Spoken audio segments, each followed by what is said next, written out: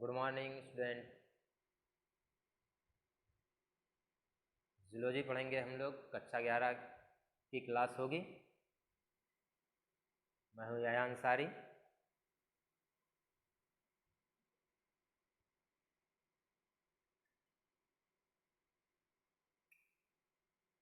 पिछली क्लास में हम लोगों ने किसके बारे में चर्चा की थी? पादप संप्रोटिस्टा। हाँ, याद आ रहा होगा आप लोगों को कि पिछली क्लास में जो हमने पढ़ाया था वो क्या था कि पादप संप्रोटिस्टा पढ़ाया गया था।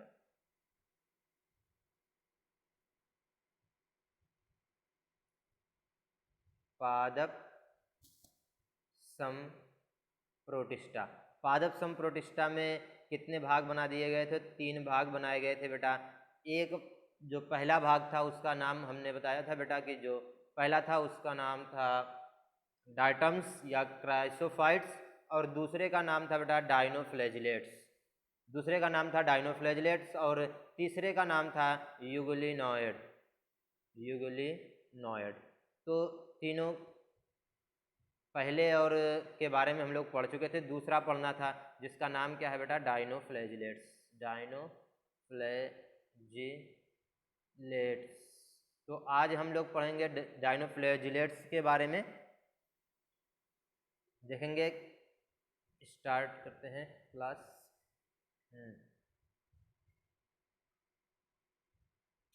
ये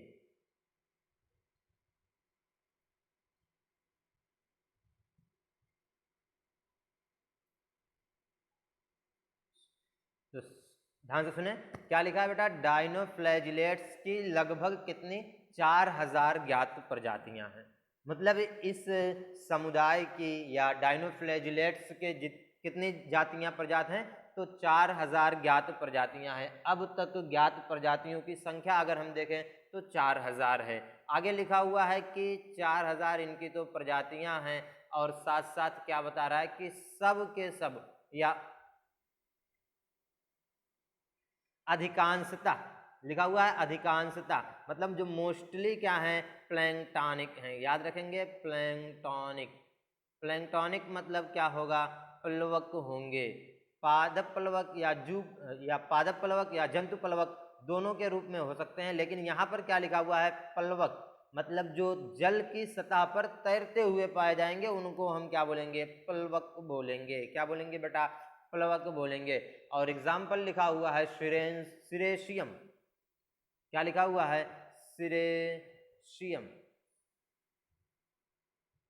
सिरेशियम। तो सिरेशियम और सिरेशियम के अलावा एक और एग्जाम्पल है, आप लोग लिख लेंगे, जिम्नोडियम। सिरेशियम और जिम्नोडियम क्या है बेटा? इसके 2 उदाहरण हैं, आप लोग देख पा रहे होंगे। एक लिखा हुआ है और एक हमने लिख दिया है। तो 4000 ज्ञात प्रजातियां हैं और सब के सब क्या है बेटा? तो प्लैंक्टॉनिक हैं, मतलब प्लवक के रूप में पाई जाती हैं।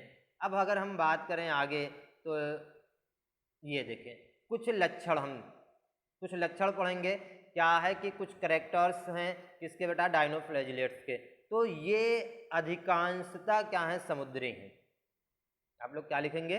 पहला पॉइंट जो लिखेंगे वो ये होगा कि ये अधिकांशता समुद्री हैं और कुछ अलवणीय जल में भी पाए जाते हैं। ध्यान से सुने, समुद्री मतलब क्या है कि ये साल्टी वाटर में पाए जाएंगे। उसके अलावा क्या है? जो बचे हुए rest of mostly they are क्या है? मेराइन। मेराइन बोलते हैं बेटा जो साल्टी वाटर में पाए जाएंगे। और फिर क्या है कि रेस्ट ऑफ बचे हुए कहाँ पर पाए जाएंगे? Are found in fresh water. समझने की कोशिश करें। क्या है कि जो अधिकांशता जो है वो कहाँ पर पाए जाएंगे? तो साल्टी वाटर, जिसको हम क्या बोलते हैं? मेराइन।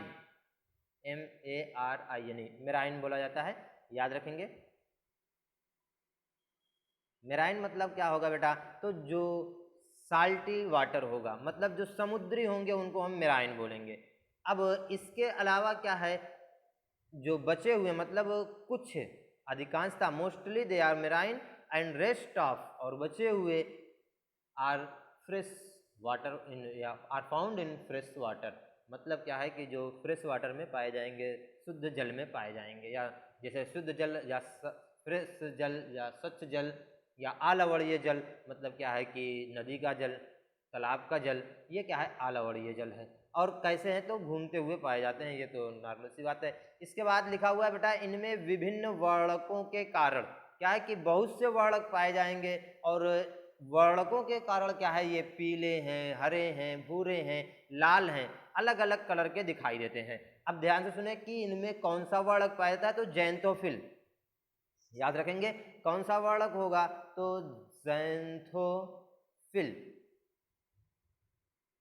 ज़ैंथोफिल नामक वर्णक पाया जाता है और क्लोरोफिल सी भी पाया जाता है। ज़ैंथोफिल वर्णक होगा और क्लोरोफिल सी और बी और पाया जाता है। तो इन सब वर्णकों के कारण क्या है कि ये पीले रंग के, हरे रंग के, लाल रंग के, भूरे रंग के दिखाई देते हैं। ध्यान से सुने। इसके बाद क्या लिखा हुआ है कि कोशिका के चारों ओर, मतलब एक कोशिका जो होगी, मतलब ये तो एक कोशिका है, आप लोग समझ पा रहे हैं, अकेली कोशिका होगी, तो कोशिका के चारों ओर पूर्ण या अपूर्ण रूप से क्या पाई जाती हैं, अनुप्रस्थ खांचे, खांचे गड्ढे, हम कह सकते हैं गहरे गड्ढे जो होंगे, हल्के छिछले गड्ढे जो होते हैं, उनको हम क्या बोलते हैं, ग्रूव्स बोलते हैं। याद रखेंगे क्या बोलेंगे उनको, ग्रूव्स बोलेंगे। तो उसको हम अगली स्लाइड में भी दिखा रहे हैं कि ग्रूव्स मतलब क्या है।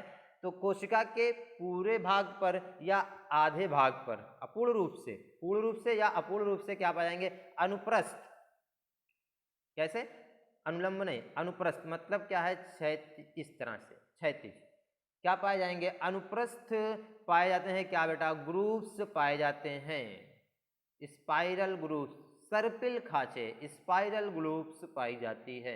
अब देख लें बेटा कि ये स्पाइरल ग्रूव्स है क्या। ये कुछ क्या है बेटा, डायनोफ्लैजिलेट्स हैं। क्या है ये, डायनोफ्लैजिलेट्स हैं। और आप लोग देख पा रहे होंगे ये एक अकेली कोशिका है, तो इसके बीच में ये भाग देख पा रहे होंगे, ये भाग देख पा रहे हैं, ये क्या है, ग्रूव्स है। ये खांचे, गहरी खांचे हैं, जहाँ पर हमारे ये निशान चिन्ह बन रहा है, आप लोग देख पा रहे हैं, जहाँ पर हम लाइनिंग कर रहे हैं, ये क्या है बेटा, ये ग्रूव्स है। तो ये ग्रूव्स जो है वो सर्पिल है, सीधे नहीं है, मतलब घुमावदार हैं और क्षैतिज हैं। फिर उसके साथ साथ क्या बता रहा है कि पूर्ण या अपूर्ण, पूरे कोशिका में या कुछ कोशिका के कम भाग में क्या पाए जाएंगे कि ये ग्रुप्स पाए जाएंगे। आप लोग देख पा रहे होंगे ये ग्रुप्स, सभी ग्रुप्स यहाँ पर देख पा रहे होंगे, ये ग्रुप्स हैं, ये भी ग्रुप्स है, ये जो गहरी खांच है ये भी ग्रुप्स हैं। तो इन्हीं गहरी खांच को ग्रुप्स कहते हैं इंग्लिश में। क्लियर है ना। तो इस तरह से ये डायनोफ्लैजिलेट्स के कुछ एग्जाम्पल थे जो आप लोग देख पा रहे हैं। ये एक डायनोफ्लैजिलेट्स है।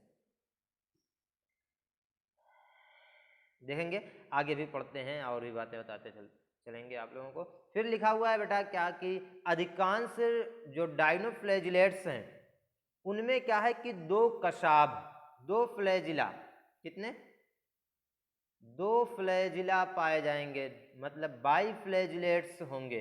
जितने भी क्या होंगे बेटा कि डायनोफ्लैजिलेट्स होंगे उनमें क्या पाए जाएंगे, तो दो फ्लैजिला पाए जाएंगे। और फ्लैजिला कैसे होंगे बेटा, तो लिखा हुआ है whip like, whip, whip like, whip मतलब होता है चाबुक, आप लोग समझे, विप मतलब चाबुक, और चाबुक से भी आसान शब्द समझे तो कोड़ा, कोड़े के आकार का। अब कोड़ा क्या है बेटा कि इस तरह से कुछ घूमा हुआ, ये इस तरह से कोड़े के आकार का या कोड़ा जैसा भी होता होगा, आप लोग देखे भी होंगे। विप लाइक स्ट्रक्चर पाई जाती है। विप लाइक होता है क्या बेटा, कशाभिका या फ्लैजिला। क्लियर है। तो अब देखेंगे बेटा कि दो फ्लैजिला हैं और उसमें से क्या करता है, एक फ्लैजिला जो है वो खांच के चारों ओर कोशिका को घेरे रहता है। समझे, क्या है कि एक फ्लैजिला जो है वो कोशिका को घेरे रहता है, मतलब ग्रूव के चारों ओर घेरे रहता है या घेरता है, तथा दूसरा फ्लैजिला जो है वो नीचे की तरफ लंबवत होता है। मान लो एक क्या है, ये डायनोफ्लैजिलेट्स है, तो एक फ्लैजिला ये ग्रूव्स है, तो एक फ्लैजिला इसके अंदर होगा, किसके अंदर होगा, इस ग्रुप्स के अंदर होगा और पूरी कोशिका को घेरे होगा, और जबकि दूसरा फ्लैजिला जो होगा वो लंबवत होगा, दूसरा फ्लैजिला जो होगा वो क्या होगा बेटा, लंबवत होगा। समझ पा रहे होंगे आप लोग। फिर इसके बाद लिखा हुआ है 6 नंबर पर कि कुछ जातियां, जो कुछ जातियां क्या हैं, प्रकाश संश्लेषी होती हैं और मतलब अपना भोजन स्वयं बनाएंगी प्रकाश की उपस्थिति में, और कुछ क्या होती हैं, मृतोपजीवी होती हैं। क्या होंगी बेटा, कुछ मृतोपजीवी, मतलब क्या है कि अपना जो भोजन है वो क्षयमान वस्तुओं से, अपघटित वस्तुओं से क्या है, प्राप्त करेंगी। तो इस तरह से इनका न्यूट्रिशन हमने देखा। कुछ क्या होंगे, ऑटोट्रॉफ्स होंगे, कुछ क्या होंगे, सैप्रोफिटिक होंगे। क्लियर है।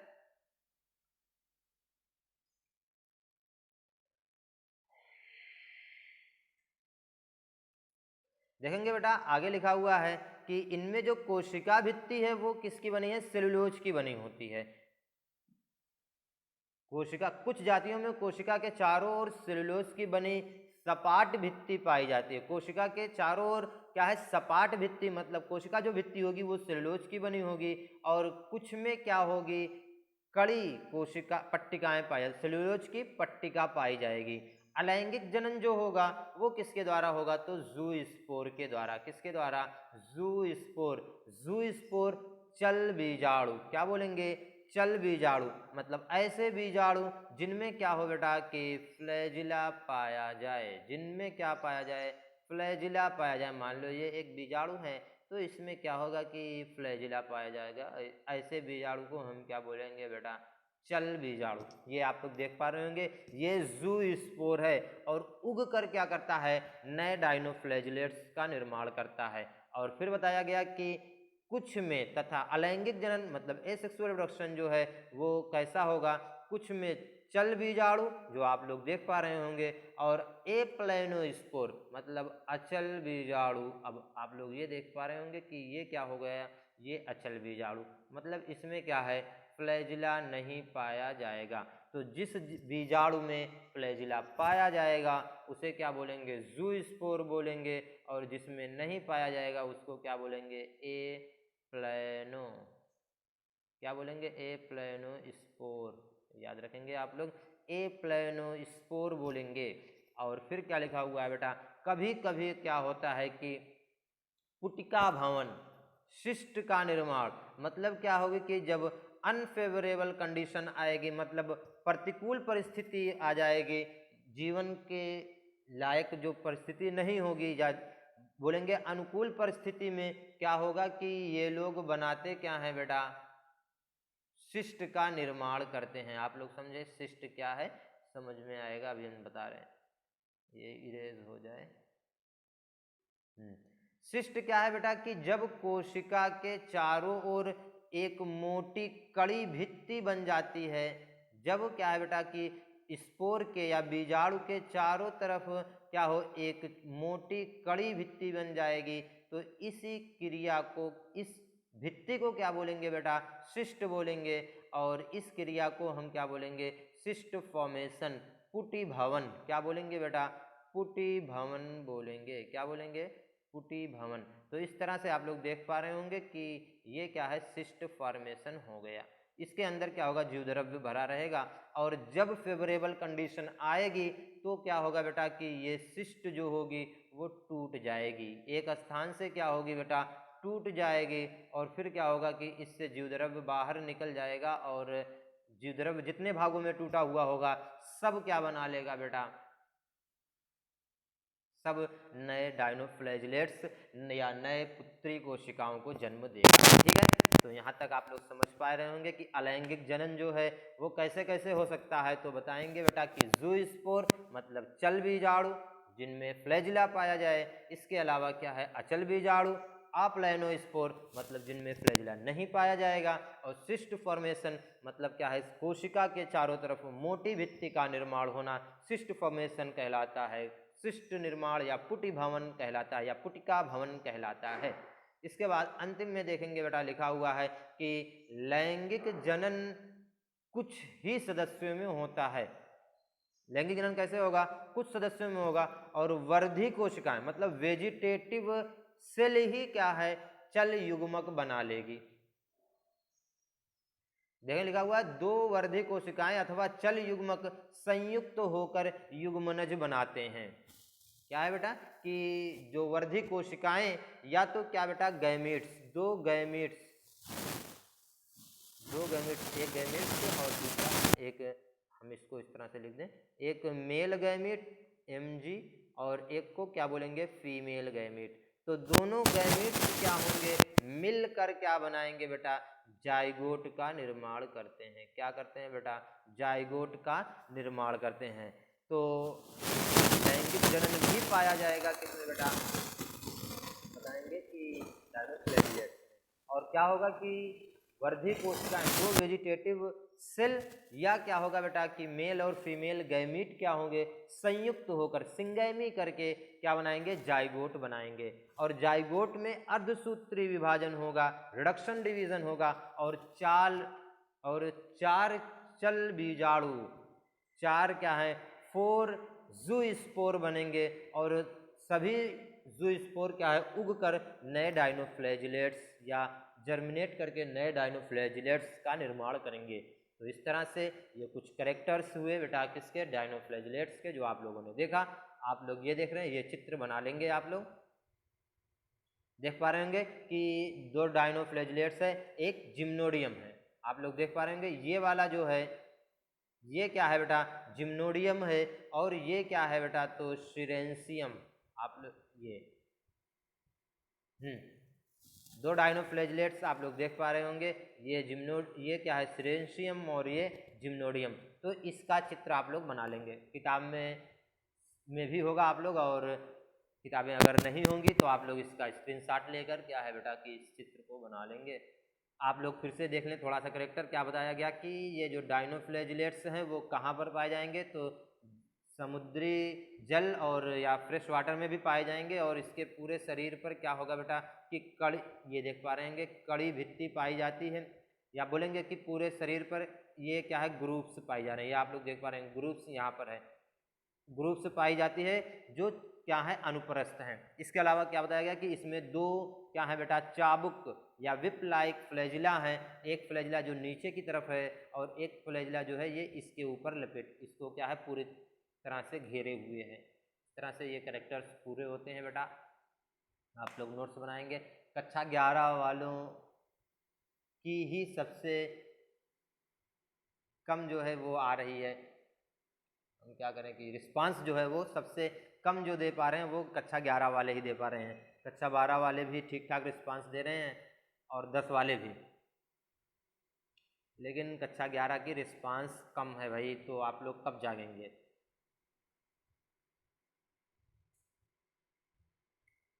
तो ठीक है बेटा, यहाँ तक क्लास पूरी होती है। All the best. और कल हम लोग पढ़ेंगे बेटा तीसरा जो नंबर था यूग्लियनॉइड, तो यूग्लियनॉइड की क्लास कल होगी। तब तक के लिए बाय बाय।